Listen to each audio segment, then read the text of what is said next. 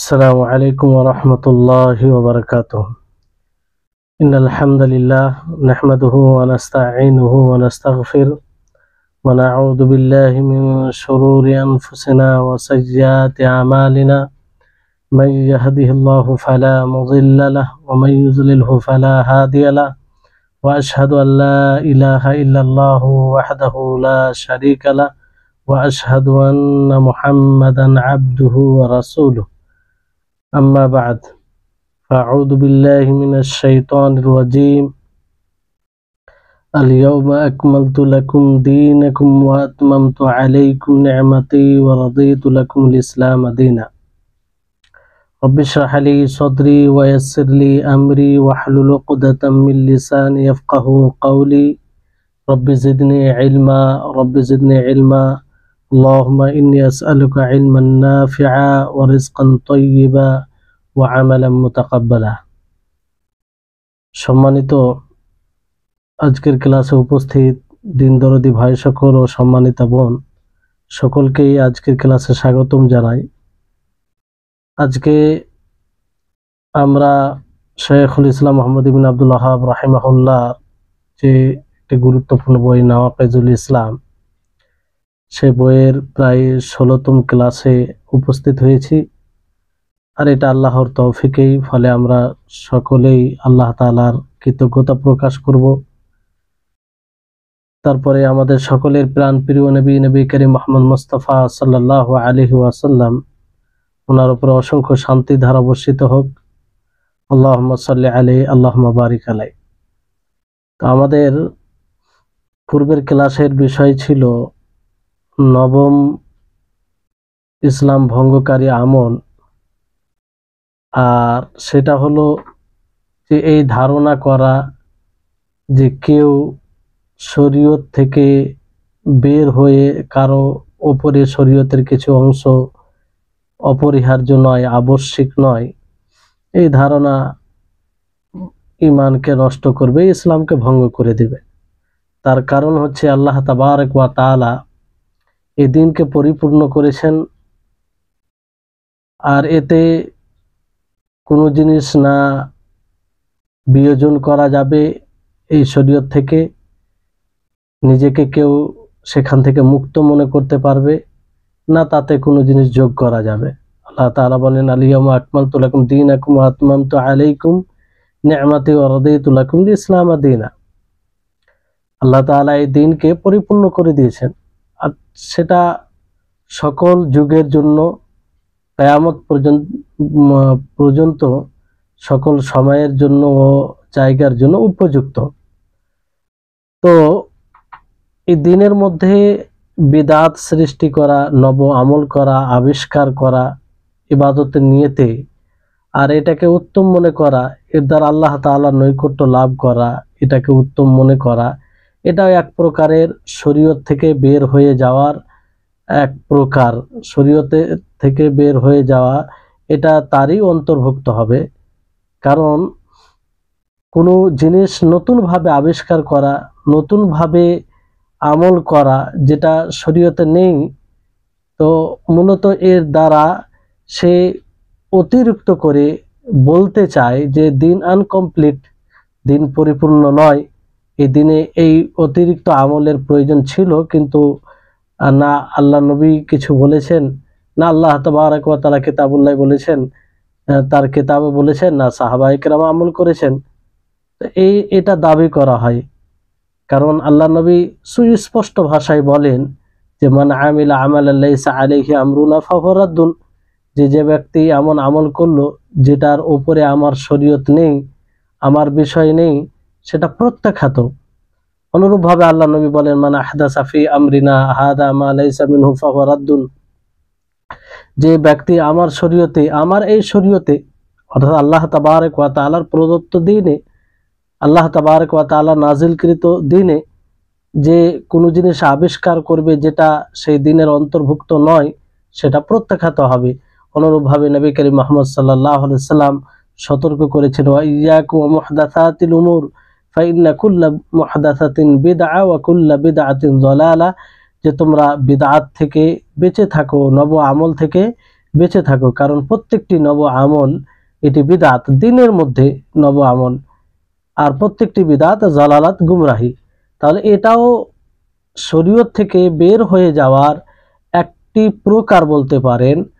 হ্যাঁ, এগুলো সব তার অন্তর্ভুক্ত হবে, কিন্তু এর মধ্যে কিছু বিষয় কঠোর, জটিল, যা দ্বারা মানুষের ঈমান নষ্ট হয়ে যায়, যারা এগুলো করে মুরতাদ হয়ে যায়।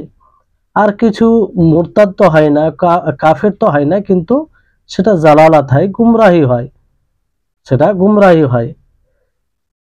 অনুরূপভাবে অন্য কোনো বিজাতির সাদৃশ্য গ্রহণ করা, এটাও এক প্রকারের শরীয়ত থেকে বের হয়ে যাওয়া। যতটা যে অন্যদের বেজাতির সাদৃশ্য গ্রহণ করবে, এটাও এক প্রকার শরীয়ত থেকে বের হয়ে যাওয়া। তো প্রত্যেকটা মুসলিমকে জরুরিভাবে ঈমান আনতে হবে, কিংবা কিতাবুল্লাহ সুন্নাতের ব্যাপারে তার আকীদা হবে, ধারণা হবে যে এই কিতাব ও সুন্নাত সমস্ত কিছুকে শামিল করে। আর সমস্ত সেই যখন থেকে আল্লাহ তাআলা এই শরীয়ত নাজিল করেছেন, কিতাব নাজিল করেছেন, তখন থেকে কিয়ামত পর্যন্ত সব সময়ের জন্য এটা প্রযোজ্য হবে, আর সব জায়গার জন্য। তাতে কোনো প্রকারের সন্দেহ, তাতে কোনো প্রকারের মানে আগা পিছা হওয়া, এটা কোনো মতেই গ্রহণযোগ্য নয়।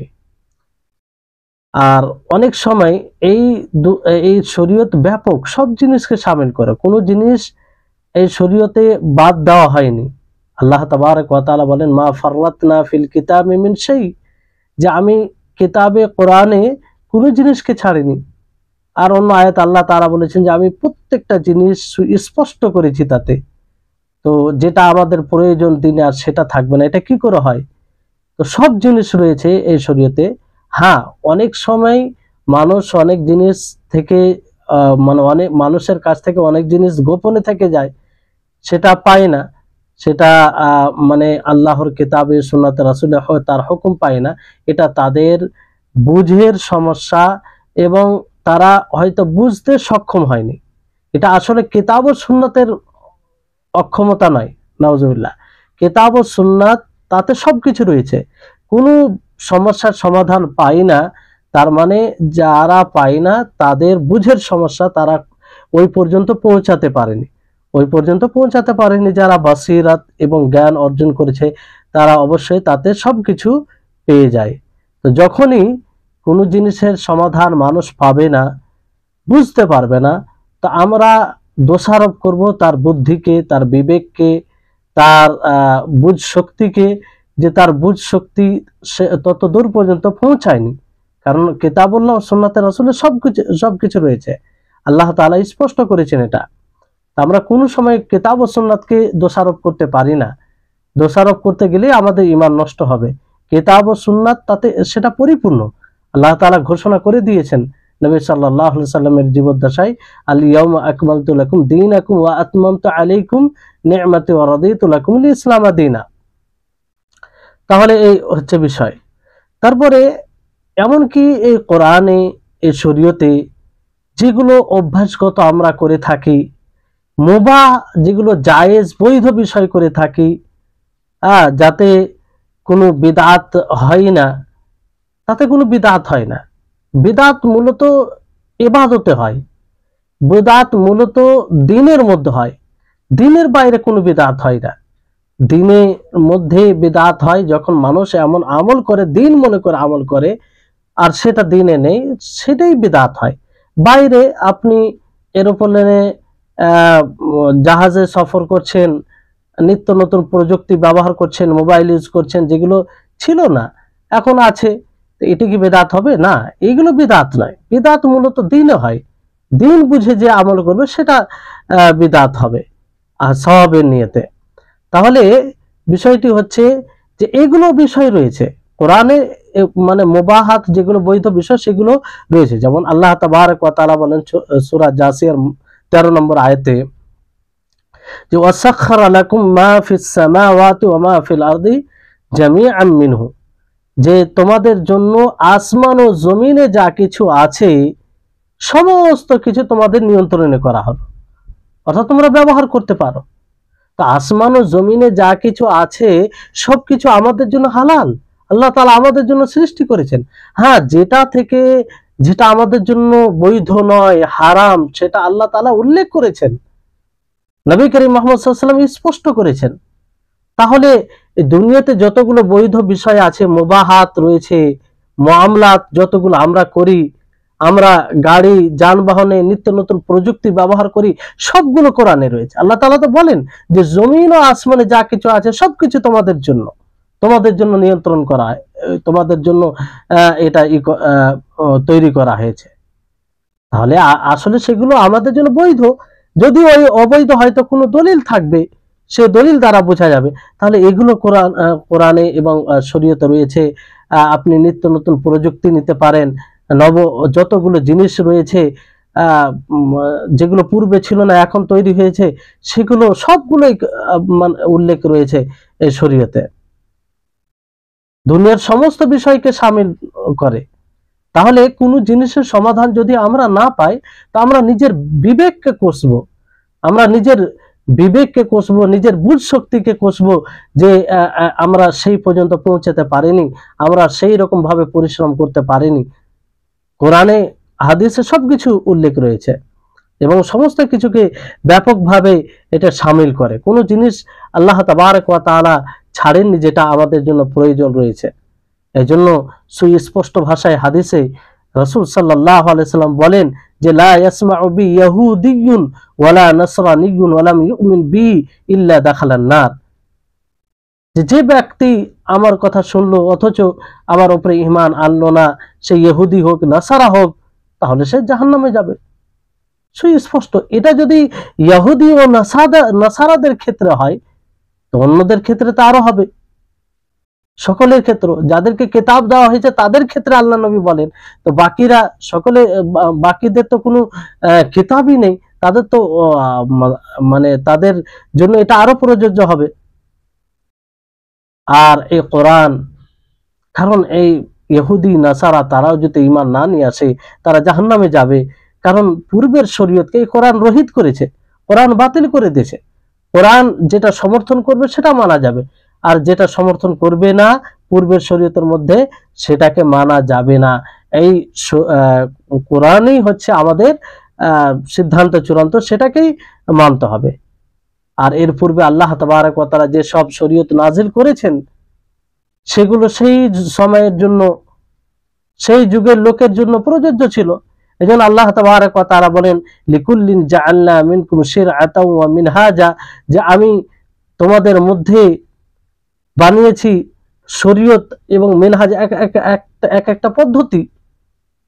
যখন যেটা সময় ছিল, সময় উপযুক্ত আর মানুষের উপযুক্ত, সেই অনুযায়ী আল্লাহ তাআলা শরীয়ত নাজিল করেছেন। অনুরূপভাবে আল্লাহ তাবারক ওয়া তাআলা নবী করিম মুহাম্মদ সাল্লাল্লাহু আলাইহি সাল্লামের উপরে শরীয়ত নাজিল করেছেন, শরীয়ত নাজিল করেছেন। তাহলে এই বিষয়টি হচ্ছে যে শরীয়ত কিয়ামত পর্যন্ত তাতে কোনো রদ্দবদল হবে না, কোনো পরিবর্তন ঘটবে না। আর যে মনে করবে যে এতে পরিবর্তন করার প্রয়োজন রয়েছে, সেও কাফের হবে। আর যে মনে করবে মানে যোগ করার কিছু প্রয়োজন রয়েছে, সেও কাফের হবে। কারণ আল্লাহ তাআলা তিনি সবকিছু জানেন, তিনার মধ্যে ত্রুটি বলতে কিছু নাই। তিনি ঘোষণা করেছেন যে এই দিন কমপ্লিটেড, এই দিন পরিপূর্ণ। তো এই দিনে কোনো জিনিস অতিরিক্ত যোগ করা হবে, এটা তো আল্লাহর যে আল্লাহ তাআলা যে ঘোষণা দিয়েছেন, তার বিরুদ্ধে আমরা দাবি করছি যে আল্লাহ তাআলা এই দিনকে আনকমপ্লিট রেখে দিয়েছে, পরিপূর্ণ করেনি। তাহলে বিষয়টি হচ্ছে এটা। তো এই শরীয়তকে পুঙ্খানুরূপে পরিপূর্ণভাবে মানতেই হবে। আংশিকভাবে যদি তাকে প্রযোজ্য মনে না করা হয় কিংবা জরুরি মনে না করা হয়, তাহলে সে কাফের হবে।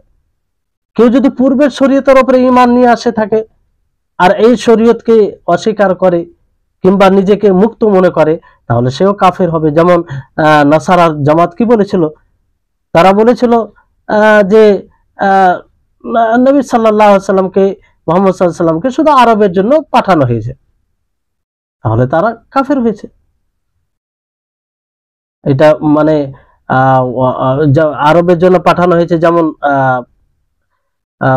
বলেছে, তো তারা কাফের হয়েছে, তাদের ঈমান বিনষ্ট হয়ে গেছে।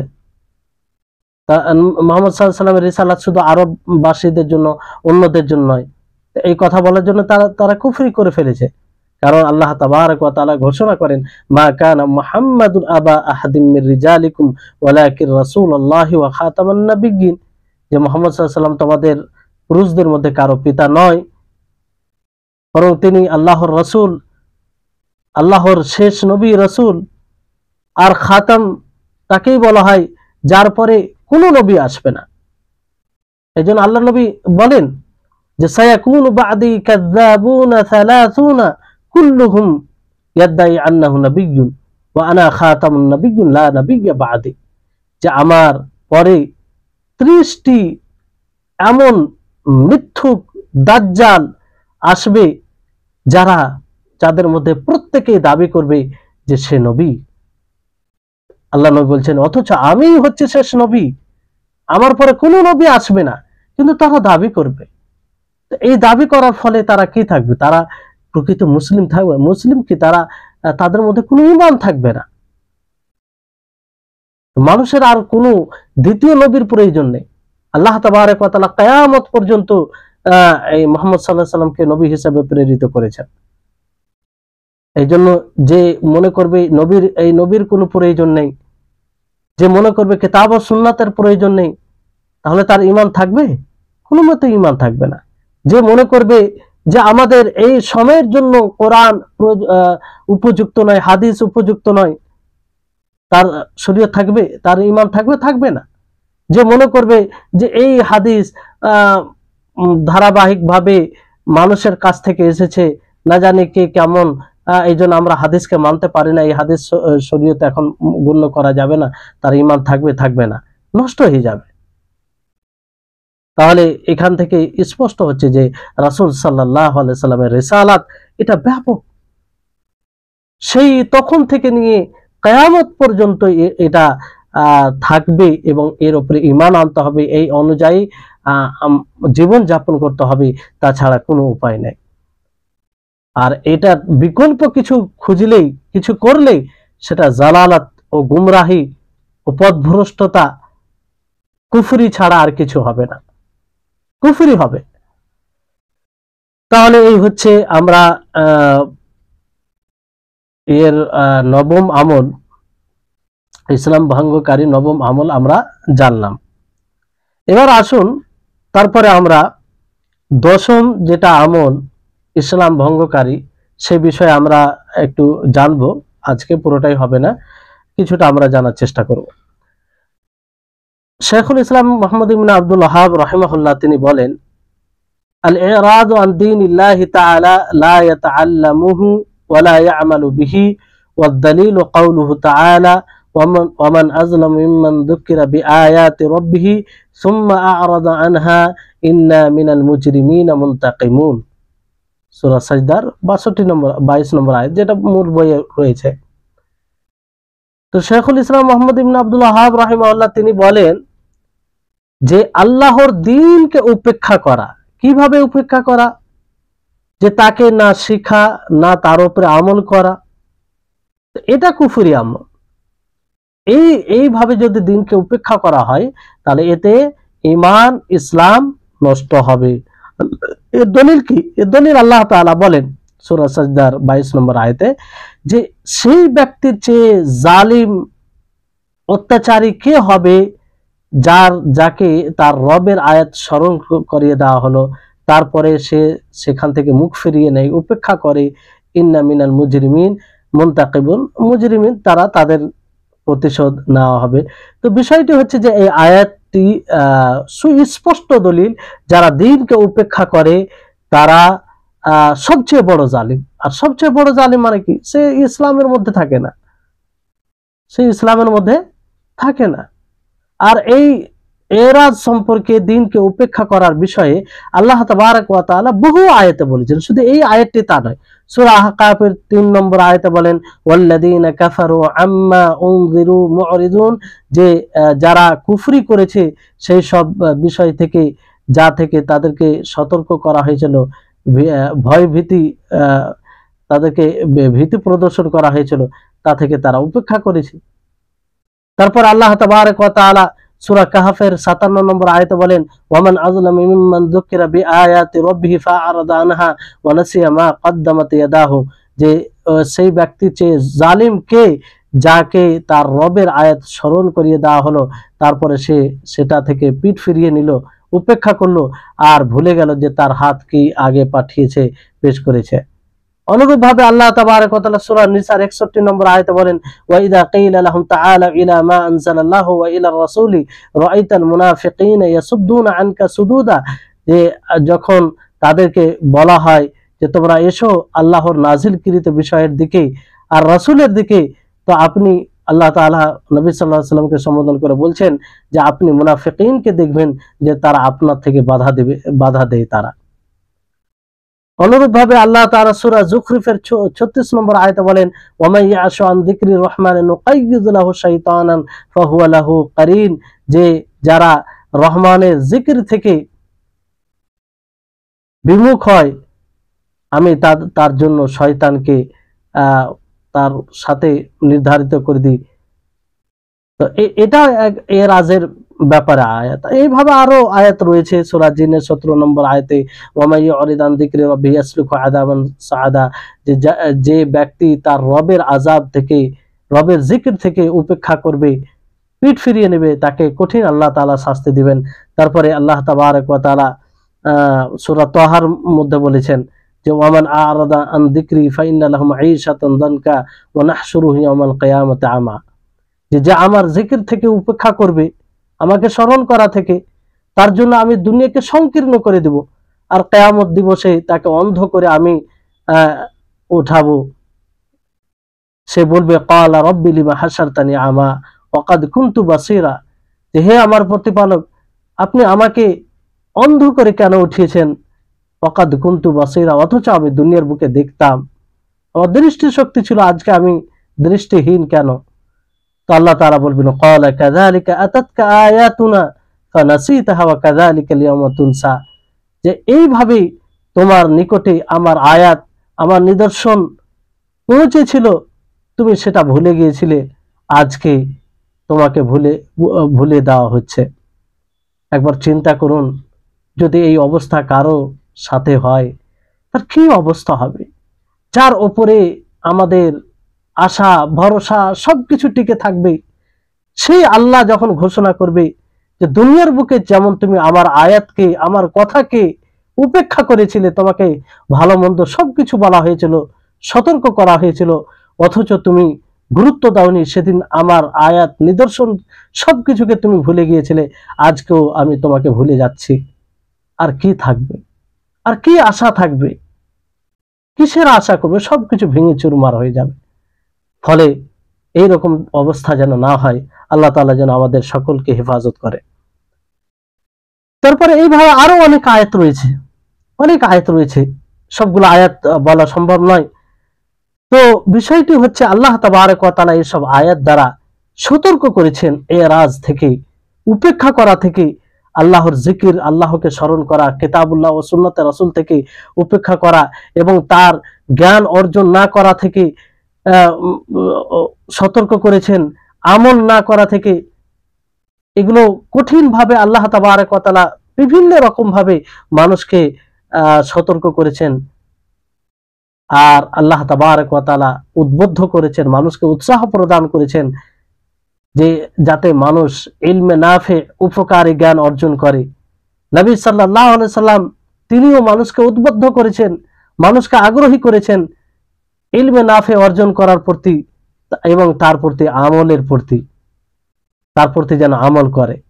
আল্লাহ তাবারক ওয়া তাআলা বলেন, ওয়ামা কানাল মুমিনুনা লিয়ানফিরু কাফা ফালাউলা নাফারা মিন কুল্লি ফিরকাতিন মিনহুম তাইফাতুন লিয়াতাফাক্কাহু ফিদ-দীন ওয়ালিয়ুনযিরু কওমাহুম ইযা রাজাউ ইলাইহিম লাআল্লাহুম ইয়াহযারুন।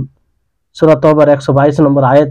আল্লাহ তাআলা বলেন যে সকল মুমিন যে অভিযানে বের হয়ে যাবে তা নয়, বরং তাদের মধ্যে একটা দল হবে, কিছু লোক হবে যারা দ্বীন অর্জন করার জন্য, জ্ঞান অর্জন করার জন্য বের হয়ে পড়বে, আর গভীরভাবে জ্ঞান অর্জন করে তারা ফিরে এসে নিজের কওমকে, নিজের জাতিকে তারা সতর্ক করবে, যাতে তারা সতর্ক হয়।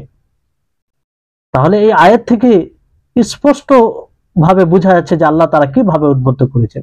এই আয়াত থেকে এটাও স্পষ্ট হয় যে আপনার গ্রাম থেকে, আপনার এলাকা থেকে যদি কোনো মানুষ জ্ঞান অর্জনের উদ্দেশ্যে বাইরে যায়, তো অবশ্যই আপনি তাকে সম্মানের দৃষ্টিতে দেখবেন, কারণ সে মূলত আল্লাহ তাবারক ওয়া তাআলার এই আয়াতকে বাস্তবায়ন করছেন। আর এটা সবার উপরে একটা ইহসান করে যারা জ্ঞান অর্জন করে। ইহসান কিভাবে? যে কারণ কেউ যদি জ্ঞান অর্জন না করে তাহলে সকলেই গুনাহগার হবে, কিন্তু কিছু লোক জ্ঞান অর্জন করে অন্যদের পক্ষ থেকে সে ফারজে কিফায়া হিসাবে আদায় করে নেয়, যদিও সে অধিক সওয়াবের অধিকারী হয়, কিন্তু অন্যরা গুনাহ থেকে বেঁচে যায়। তাহলে এটা এক প্রকার এই দৃষ্টিভঙ্গি আমাদেরকে রাখতে হবে এবং তাদেরকে আমাদের সকলকে সম্মানের পাত্র বানাতে হবে, যারা মূলত এই জ্ঞান অর্জন করে, এই জ্ঞান অনুযায়ী জীবন যাপন করে এবং মানুষের পিছনে, মানুষের সেবায় এই জ্ঞান দ্বারা লেগে থাকে, মানুষকে সবসময় জাহান্নাম থেকে সতর্ক করে, জান্নাতের প্রতি আগ্রহী করে, তাদেরকে তাদের বিশেষ খেয়াল রাখতে হবে। আর নবী করিম মুহাম্মদ সাল্লাল্লাহু আলাইহি ওয়াসাল্লাম আরো অন্য হাদিস দ্বারা এগুলো উদ্বুদ্ধ করেছেন, যেমন আল্লাহ নবী মুহাম্মদ সাল্লাল্লাহু আলাইহি ওয়াসাল্লাম বলেন, মাই ইউরিদুল্লাহু বিহি খায়রান ইউফাক্কিহু ফিদ্দিন, যে আল্লাহ তাআলা যার প্রতি কল্যাণ চান, মঙ্গল চান, তাকে দ্বীনের বুঝ দান করেন। তাহলে এটা কল্যাণের আলামত, যে দ্বীনের জ্ঞান অর্জন করবে সে যে কোনো, এই যে আজকে আপনারা এই ক্লাসে উপস্থিত হয়েছেন, এটা এক লক্ষণ যে আল্লাহ তাবারক ওয়া তাআলা আমাদের উপরে কল্যাণ চেয়েছেন বলে আমরা এই ক্লাসে উপস্থিত হয়েছি, এই ধৈর্য আমরা পরিচয় দিচ্ছি। এটা এক প্রকার মানে কল্যাণের দিক, লক্ষণ। কারণ নবী করিম মুহাম্মদ সাল্লাল্লাহু আলাইহি ওয়াসাল্লাম বলেন, মাই ইউরিদুল্লাহু বিহি খায়রান ইউফাক্কিহু ফিদ্দিন, যে যার প্রতি আল্লাহ তাআলা কল্যাণ চাইবেন তাকে আল্লাহ তাআলা দ্বীনের বুঝ দান করবেন। তো দ্বীনের বুঝ তো এইভাবেই আসে। তাহলে এগুলো ইলম অর্জন করতে হবে, জ্ঞান অর্জন করতে হবে। আর এই জ্ঞান অর্জন করা দুই প্রকার। এই জ্ঞান অর্জন করা দুই প্রকার। এক প্রকার হচ্ছে যে এক প্রকার জ্ঞান, যে ধরনের জ্ঞান অর্জন করা সকল মুসলিমের উপরে ফরজ, আবশ্যিক। তাতে থেকে কেউ মানে মাজুর নয়, অজ্ঞ থাকবে আর সে নিজেকে মাজুর মনে করবে, তা চলবে না। কারণ সেই জ্ঞান ছাড়া দ্বীন সঠিক হতে পারে না, বিশুদ্ধ আকীদা অর্জন করা যেতে পারে না। আর দ্বীনকে যে সঠিক রাখার জন্য জরুরি, সেটা তার মধ্যে রয়েছে। তো সেই জ্ঞান অর্জন করতে হবে যাতে আমাদের দ্বীন সঠিক হয়।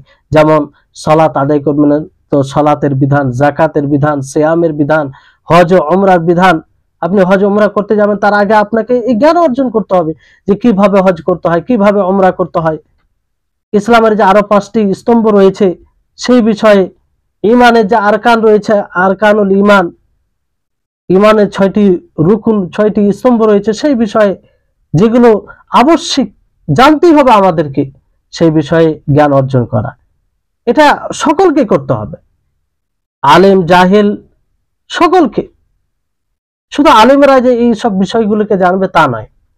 আর দ্বিতীয় প্রকারের জ্ঞান হচ্ছে যেটা সকলের উপরে ফরজ নয়, বরং সেটা ফরজে কিফায়া। কিছু মানুষ যদি সেই জ্ঞান অর্জন করে তাহলে সকলের পক্ষ থেকে এটা আদায় হয়ে যাবে, অথবা মানে কারো উপরে গুনাহ হবে না। যেমন ধরুন যে আরো যেগুলো জ্ঞানের ব্যাপার আছে মামলাত বিষয়ে, যেমন ধরেন মিরাসের ব্যাপারে বিস্তারিত জ্ঞান, নিকাহ বিবাহের ব্যাপারে বিস্তারিত জ্ঞান, তারপর হুদুদ যেগুলো হাদ রয়েছে ইসলামে তার ব্যাপারে বিস্তারিত জ্ঞান অর্জন করা, এইগুলো এই ধরনের জ্ঞান বিস্তারিত ভাবে অর্জন করা, এটা কি, এটা সকলের জন্য জরুরি নেই। তবে যে জ্ঞান অর্জন করবে তার জন্য ফজিলতের বিষয় রয়েছে, আর কিছু লোক জ্ঞান অর্জন করলে সেটা সকলের পক্ষ থেকে এটা আদায় হয়ে যাবে, আর যারা করবে তারা উত্তম হবে। আর এটা খুব সৌভাগ্যের বিষয়। তো এখানে এরাজ শব্দ লেখক রাহিমাহুল্লাহ ব্যবহার করেছেন, যে এরাজ, এরাজ অর্থাৎ কোনো জিনিস থেকে ফিরে যাওয়া, সেটাকে অপছন্দ করে কোনো জিনিস থেকে ফিরে যাওয়া, এটাকে এরাজ বলা হয়, উপেক্ষা করা, উপেক্ষা করা। তো এটা মানে উপেক্ষা করা কিভাবে, যে তার সম্পর্কে না জ্ঞান অর্জন করা, সেই জ্ঞান অর্জন না করা, যেমন দিন সম্পর্কে জ্ঞান অর্জন না করা, অপছন্দ করে, অলসতা ও সাধ্য না থাকার কারণে, এটা কারণ নয়, বরং অপছন্দ, দিনের জ্ঞান অর্জন করে না, কোনো গুরুত্বই নাই, এটা উদ্দেশ্য। যদি এরকম উদ্দেশ্য থাকে যে অপছন্দ করে দিনকে উপেক্ষা করে, সে মনে মানে এটাকে প্রয়োজনই মনে করে না, তাহলে এটা কুফরি হবে, তার দিন থাকবে না, তার ইসলাম ঈমান থাকবে না, নিঃসন্দেহে এটা কুফরি আমল। আর যদি ধরেন যে দিনে একটা পছন্দ, মানে সে দিনের জ্ঞান চাইছে, অর্জন করতে চাইছে, কিন্তু অলসতার কারণে হয়তো যায় না, তো সেটা কুফরি হবে না। কিন্তু এখানে একটা বিষয় মনে রাখতে হবে, যে যদি আগ্রহ থাকে, দিনকে পছন্দ করে, তাহলে এটা কি করে হতে পারে সে দিনকে জানবে না, সে দিনের ব্যাপারে জ্ঞান অর্জন করবে না। একজন দিনকে ভালোবাসে, দিনকে সে পছন্দ করে, দুনিয়ার সমস্ত কাজ করে, সে ভালো মন্দ পার্থক্য সবকিছু করে, কিন্তু দিনের ব্যাপারে কখনো জ্ঞান অর্জন করে না, তো এটা মিথ্যা যে সে দিনকে ভালোবাসে। এটা সুস্থি কাহিনী নয় যে সারা জীবন সে সুযোগ পেল না, বাকি দুনিয়ার সমস্ত কাজ করার সুযোগ পেল। তাহলে বিষয়টি ভাবতে হবে। যেমন এখন কিছু মানুষ রয়েছে যারা পার্থিব যেগুলো শিক্ষা রয়েছে সিস্টেম, সেই শিক্ষার থেকে, সেই শিক্ষার সিলেবাস থেকে ইসলামিক যেগুলো বিষয়, দিনের যেগুলো বিষয়, দিনের যেগুলো জ্ঞান, সেগুলোকে বের করে দিতে চায়, আর বের করে দেয়। তারা বলে, তাদের দাবি যে না, এই দিনের জ্ঞান থাকলে এতে কঠোরতা আসবে, বাড়াবাড়ি করবে, অতিরঞ্জন করবে, সন্ত্রাসী সৃষ্টি হবে। যারা এই ধারণা রাখে এবং এইভাবে দিনের জ্ঞানকে বের করে দেয়, এটা উপেক্ষা নয়, এটা ইরাজ আন দীনিল্লাহ, এটা দিনকে উপেক্ষা করা। অনুরূপ ভাবে কোন ব্যক্তি যদি দিনকে শিক্ষা করে, দিনের জ্ঞান অর্জন করে, কিন্তু এমন মোটেই আমল করে না, এটাও কুফরি, এটা দ্বারা ইসলাম থেকে বের হয়ে যাবে, ঈমান নষ্ট হবে। যেমন ধরুন, এক ব্যক্তি জ্ঞান অর্জন করেছে, না সে সালাত আদায় করে, না সে সাধনা করে, না যাকাত প্রদান করে, না হজ করে, কিছুই করে না সে, তাহলে এটা এটা এটা এটা কুফরি হবে একদম। আমল থেকে অপছন্দ করে, আমল করে না, কোনো ইন্টারেস্ট নাই তার এগুলোর প্রতি, এটা কুফরি হবে। আর যারা ধরেন হালাল হারাম থেকে এই বিষয় থেকে এক প্রকারের লোকের বিরুদ্ধে এটা খণ্ডন হয়, যে এখানে যে এরাজ আন দীনিল্লাহ, আল্লাহর দিনকে উপেক্ষা করা, এটা কুফরি আমল।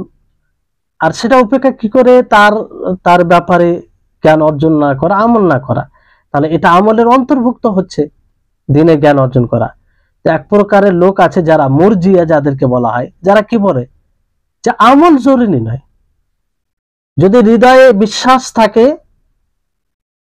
তার আকীদা থাকে, মানে সঠিকভাবে বিশ্বাস করে থাকে, তাহলে এটাই যথেষ্ট হবে, যদিও সে আমল না করে।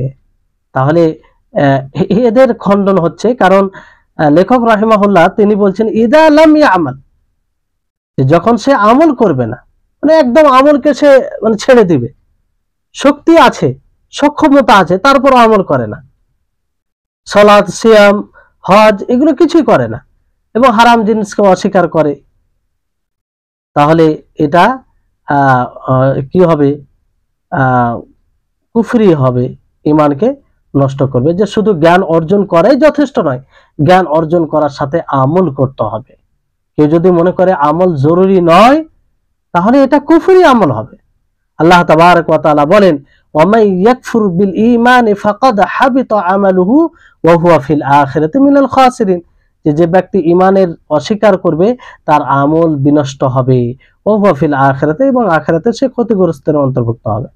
তাহলে দুটি বিষয় জরুরি, একটি হচ্ছে দিন সম্পর্কে, দিনের বিষয়কে জানা, তার সম্পর্কে জ্ঞান অর্জন করা, যে বিষয়গুলো জ্ঞান অর্জন করা ছাড়া দিন সঠিক হতে পারে না, বিশুদ্ধ দিন আসতে পারে না। আর দ্বিতীয় বিষয় হচ্ছে তার উপরে আমল করা। দ্বিতীয় বিষয় কি? তার উপরে আমল করা। তাহলে এই দুটি বিষয় আবশ্যিকভাবে থাকতে হবে, তাহলেই মানে দিন পূর্ণ হবে। ইলম ও আমল, মানে আমল ছাড়া ইলম বিশুদ্ধ হবে না, আর ইলম ছাড়া আমল বিশুদ্ধ হবে না। দুটি এক অপরকে লেগে থাকবে, আবশ্যিক, এক অপরকে আবশ্যিক। একটি বিষয় পাওয়া যাবে আর একটি বিষয় পাওয়া যাবে না, এটা হতেই পারে না।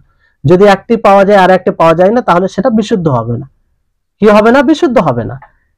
ইলম ও আমল দুটোই, আমলের সাথে ইলমের সাথে আমল, আর ইলম অর্জন করতে গেলে আমল করতে হবে, আর আমল করতে গেলে জ্ঞান সহ আমল করতে হবে।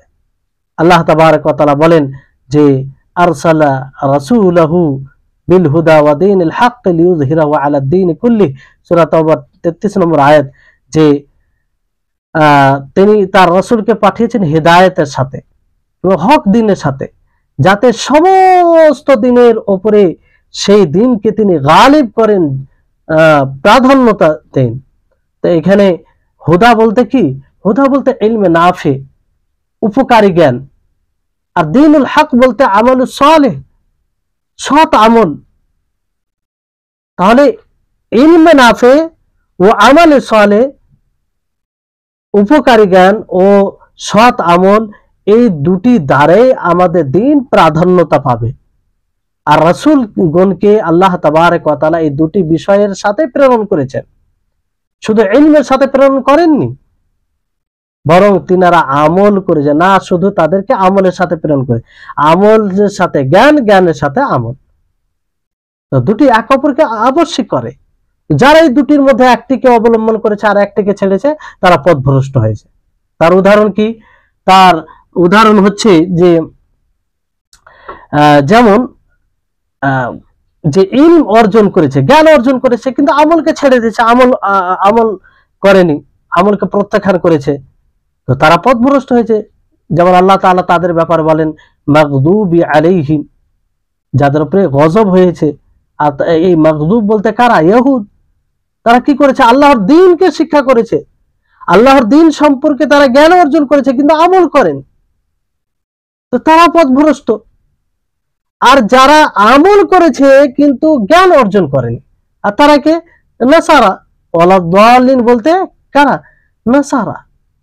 যে তারা নাসারা এবং আরো কি রয়েছে সুফি, তাদেরও এটা নীতি যে তারা আমল করে কিন্তু জ্ঞান অর্জন করে না, নিজের পদ্ধতিতে আমল করে, জালালাত ও গুমরাহি ছাড়া এগুলো কিছু নয়।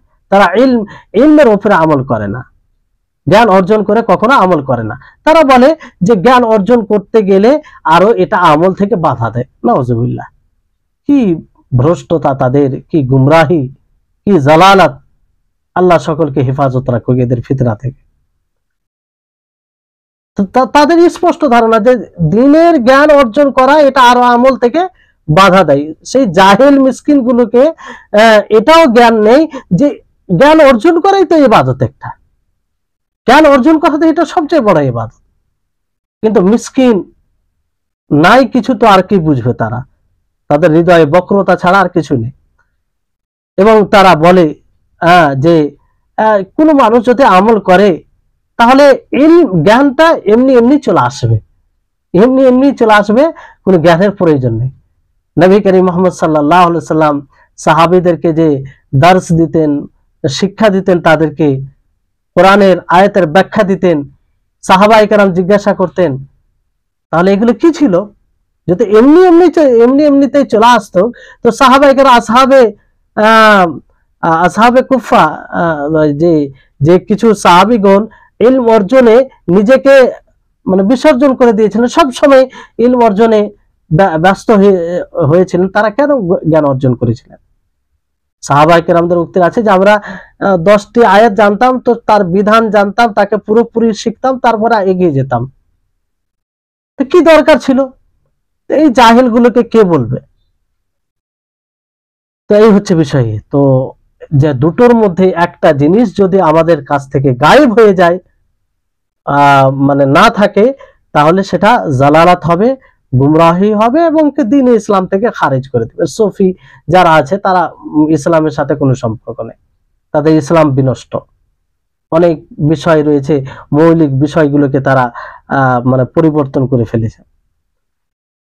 তাহলে বিষয়টা হচ্ছে যে আপনি দুটোর মধ্যে যে কোনো একটাকে আপনি অস্বীকার করলে এই অবস্থা হবে। তা আল ইরাদ আন দীনিল্লাহি লা ইয়াতাআল্লামুহু ওয়া লা ইয়ামালু বিহি। তো আমল আমল মানে জ্ঞান অর্জন না করে আমল করা এটা দলিল, আর জ্ঞান অর্জন করে মানে জ্ঞান অর্জন না করে আমল করা এটা দলিল, অর্থাৎ নাসারাদের বৈশিষ্ট্য। আর জ্ঞান অর্জন করে আমল না করা এটা ইহুদিদের বৈশিষ্ট্য, ইহুদিদের বৈশিষ্ট্য। নাসারাদের মতো সুফিরাও, তারাও মানে জ্ঞান ছাড়াই আমল করে, জ্ঞান ছাড়াই আমল করে। তাহলে এই হচ্ছে বিষয়। তো জ্ঞান এবং ইলমে আমল দুটোই জরুরি। এই জন্য দেখবেন যে এই জ্ঞান অর্জন করার উদ্দেশ্য হচ্ছে এটা যে আমল করা। জ্ঞান অর্জন করার উদ্দেশ্যই হচ্ছে আমল করা। শুধু কোনো ব্যক্তি যদি জানার জন্য, নলেজের জন্য জ্ঞান অর্জন করে, যাতে তাকে আলেম বলা হয়, বড় আলেম, এলাকার এক বড় আলেম, সুনাম করে, চারদিকে তার সুনাম ছড়িয়ে যায়, তার প্রশংসা করে, আর সে এই জ্ঞান দ্বারা দুনিয়া কামাতে চায়, যে এই জ্ঞান অর্জন করে বিভিন্ন জায়গায় মানুষের কাছে গিয়ে তার যেন দুনিয়াটা ভালো হয়। শুধু যদি এটা উদ্দেশ্য থাকে, পরিচয় লাভ করার উদ্দেশ্য থাকে, পরিচয় বলতে নিজের পরিচয় ঘটানো শুধু উদ্দেশ্য থাকে, মানুষের কাছে তার সম্মান বৃদ্ধি হোক, এটাই তার উদ্দেশ্য থাকে, তাহলে এটা তো খুব ভয়াবহ পরিণাম হবে। এর এটা উদ্দেশ্য নয়। জ্ঞান অর্জন করার উদ্দেশ্য হবে যে আমল করা, শরীয়তকে বাস্তবায়ন করা, আল্লাহ এবং তার রাসূলের পরিচয় লাভ করা, আল্লাহর পরিচয় লাভ করে তার ভয় হৃদয়ের মধ্যে নিয়ে আসা, তার প্রতি আশা করা, তার প্রতি ভরসা করা, তাকেই সবকিছু মনে করা। জ্ঞানের মাধ্যমে এটা সম্ভব, এটা উদ্দেশ্য হবে। নচেত যেগুলো বলা হলো সেই উদ্দেশ্যে যদি জ্ঞান অর্জন হয়, বরং এই হাদিসটা পড়িত মাঝে মধ্যে এত ভয় হয়, আল্লাহ হেফাজত করুক, যে যারা জ্ঞান অর্জন করবে এই সব উদ্দেশ্যে, মানুষকে দেখানোর জন্য, মানুষের কাছে সুনাম নেওয়ার জন্য, মানুষ যাতে তাকে বড় আলেম বলে, বড় জ্ঞানী বলে, তাহলে এই সব ব্যক্তি দ্বারা আল্লাহ তাআলা জাহান্নামের আগুনকে প্রজ্বলিত করবেন। জাহান্নামে সর্বপ্রথম লোকদের মধ্যে তারা থাকবে কিয়ামত দিবসে, যে তাদেরকে জাহান্নামে জ্বালানো হবে। আর তিনজন ব্যক্তির ব্যাপারে আল্লাহ নবী করিম মুহাম্মদ সাল্লাল্লাহু আলাইহি ওয়াসাল্লাম বলেন, এক মুজাহিদ হবে, আর এক মুতাসাদ্দিক হবে, এক মুতাআল্লিম হবে। মুজাহিদ যে জিহাদ করেছে, যে জিহাদ করতে করতে নিজেকে বিসর্জন দিয়ে দিয়েছে, মানুষের নজরে, মানুষের দৃষ্টিতে সে শহীদ হয়ে গেছে। এজন্য আল্লাহ তাআলা কিয়ামত দিবসে তাকে জিজ্ঞাসা করবে, মাহাদা আমিলতা, তুমি কি আমল করেছো? সে বলবে, ইয়া রাব্বি জাহাদতু ফিকা হাত্তা কুতিলতু, হে আমার প্রতিপালক, আমি আপনার পথে জিহাদ করতে, সংগ্রাম করতে, লড়াই করতে করতে নিজেকে শেষ করে দিয়েছি, আমি শহীদ হয়ে গেছি। তখন তাকে বলা হবে, কাযাবতা, তুমি মিথ্যা বলছো, ওয়ালাকিন্নাকা কাতালতা লিইউকাল হুয়া জারি, হ্যাঁ তুমি জিহাদ করেছো, কিতাল করেছো, বীরত্ব প্রকাশ করেছো, কিন্তু কেন? যাতে তোমাকে বড় বাহাদুর বলা হয়, বড় সাহসী বলা হয়, বড় বীর পুরুষ বলা হয়। আর তোমাকে সেটা বলা হয়েছে সুম্মা ইউসহাবু ইলান নার, তারপরে তাকে জাহান্নামে নিক্ষেপ করা হবে। তারপরে অনুরূপভাবে মুতাসাদ্দিককে বলা হবে যে মাযা আমিলতা, তুমি কি আমল করেছো? সে বলবে মা তারাকতু মিন সাবিলিন তুহিব্বুল ইনফাক ফিহি ইল্লা আনফাকতু ফিহি, যে আমি এমন কোনো তোমার পথে খরচ করতে ছাড়িনি যে পথে খরচ করাটা তুমি পছন্দ করতে, সেই পথে আমি খরচ করেছি, নিজের অর্থকে লুটিয়ে দিয়েছি। ফায়াকুলুল্লাহ, তো আল্লাহ তাআলা বলবেন কাযাবতা, যে তুমি মিথ্যা বলছো, ওয়ালাকিন্নাকা তাসাদ্দাকতা লিইকালা হুয়া জাওয়াব, হ্যাঁ তুমি সাদকা করেছো, খরচ করেছো, কিন্তু কিসের জন্য করেছো? যাতে তোমাকে মানুষ দানশীল বলে, তুমি অনেক খরচ করো এই কথা সমাজে ছড়িয়ে যায়, আর সেটা তোমাকে বলা হয়েছে, সেই বদলা তোমাকে দুনিয়াতে দিয়ে দেওয়া হয়েছে। সুম্মা ইসহাবু ইলান নার, তারপরে তাকেও জাহান্নামে নিক্ষেপ করা হবে। তারপরে আলেমকে নিয়ে আসা হবে, সেই আলেমকে বলা হবে মাযা আমিলতা, যে তুমি কি আমল করেছো? সে বলবে তাআল্লামতু ফীকাল ইলমা ওয়া তাআল্লামতুহু, যে তোমার ব্যাপারে আমি ইলম অর্জন করেছি, সেটা অর্জন অর্জন করেছি, অনেক সময় ব্যয় করেছি। আল্লাহ তাআলা বলবেন কাযাবতা, যে তুমি মিথ্যা কথা বলছো, ওয়ালাকিন্নাকা তাআল্লামতা লিকাল হুয়া আলিম, হ্যাঁ তুমি জ্ঞান অর্জন করেছো, বড় জ্ঞানী হয়েছো, এই জ্ঞান অর্জন করতে গিয়ে বড় খরচও করেছো, সময় ব্যয় করেছো, কষ্ট সাধন করেছো, কিন্তু কিসের জন্য? হুয়া আলিম, যেন তোমাকে লিকাল হুয়া আলিম, যেন তোমাকে বলা হয় যে সে আলেম, বড় জ্ঞানী, এলাকায় স্বনামধন্য আলেম, প্রখ্যাত আলেম, এই সুনাম নেওয়ার জন্য তুমি পড়েছো। ফলে সেটা বলা হয়েছে দুনিয়াতে, ফায়ুসহাবু ইলান নার, তাকে জাহান্নামে এইভাবে নিক্ষেপ করা হবে। আল্লাহু আকবার। তাহলে বুঝতে পারলেন যে এই তিনটি মহৎ কাজ, তিনটি মহান কাজ, জিহাদ করা, তারপরে সাদকা করা, দান খয়রাত করা, ইলম অর্জন করা, যেই মহান কাজ হওয়া সত্ত্বেও সৎ উদ্দেশ্য না থাকার কারণে, উদ্দেশ্য সঠিক না থাকার কারণে তাদেরকে জাহান্নামে যেতে হবে। তাহলে চিন্তা করুন যে জ্ঞান অর্জন করতে গিয়ে আমাদেরকে কতটা সচেতন হতে হবে, কতটা সতর্ক থাকতে হবে। আল্লাহ আমাদেরকে যেন এই বিষয়ে সজাগ সচেতন থাকার তৌফিক দান করে।